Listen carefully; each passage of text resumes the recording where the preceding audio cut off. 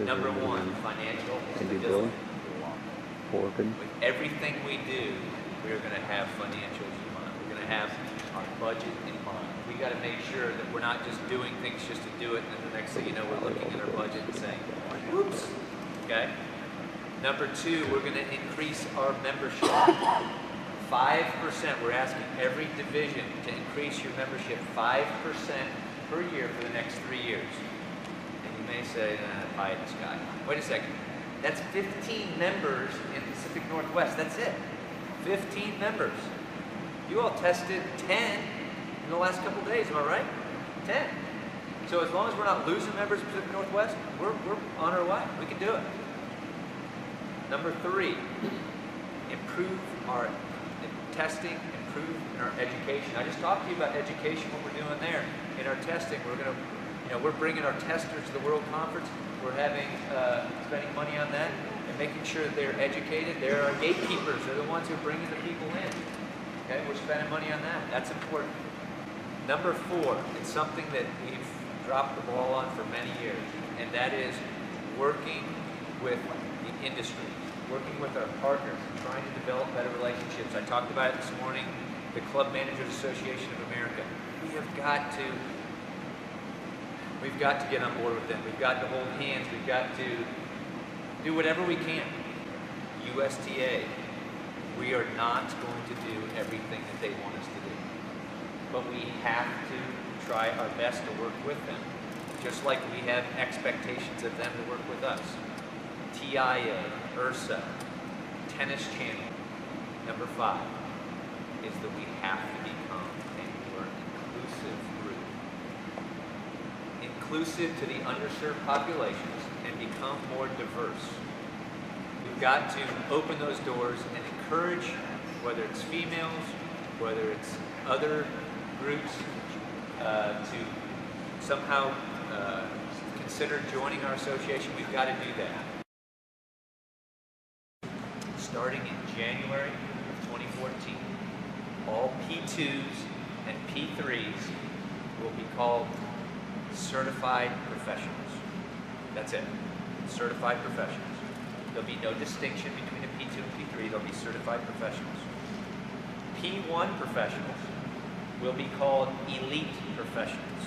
That will distinguish you from those, because let's face it, a lot of the CMAA managers that are doing the hiring, they can't tell the difference. They think P3 a lot of times is the best, or the one that's tested the highest.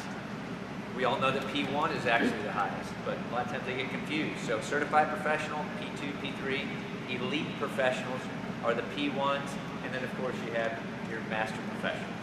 Okay? So we kind of streamlined that a little bit, and that's something that's going to be happening. Now I can tell you this much, and I just said this to somebody who's testing this weekend. If you are a P2 right now, or a P3, I would strongly suggest that you upgrade. The reason I say that is, Nancy and I have both seen, and I think Bill and Ross may have seen, the criteria, what it's going to take for you to go from a professional to an elite professional. And it's going to be substantial. So if you're a P2 or a P3 right now, I want to encourage you to upgrade so that starting January 2014, you will be an elite professional. But we're very excited about it. It's something that's going to highlight the quality and the depth of the professionalism of the Pacific Northwest teaching pros and the USPTA within the Northwest and nationally. So hopefully you guys can get involved. Start thinking about people that might be worthy of those nominations. And if you have any questions, you can ask me, ask Ross. Bill Thompson's around. While I'm here, one thing I thank the committee that formed the committee, but I didn't thank the committee. So the committee that's actually the Hall of Fame committee now. I'm the chairperson as part of being past president. Ross is on our committee. Bill Thompson is on our committee. Dave Edwards is on our committee. And Matt Iverson is on our committee. So 5 of us will be sitting down and working on that for the next year. And then we'll hand it off to the next committee, and it'll be an organic thing as time goes on. One of the other elements we wanted to add into this conference was to recognize the past presidents and say thank you for their work. And sometimes it's hard. They don't get recognized enough. So I would like to have Hunter Rimstone, Nancy Cox, Lisa Muldrum, Rossi, Janet Atkinson, and Craig Kessler. Those are our past presidents, and just say thank you to you guys for the time.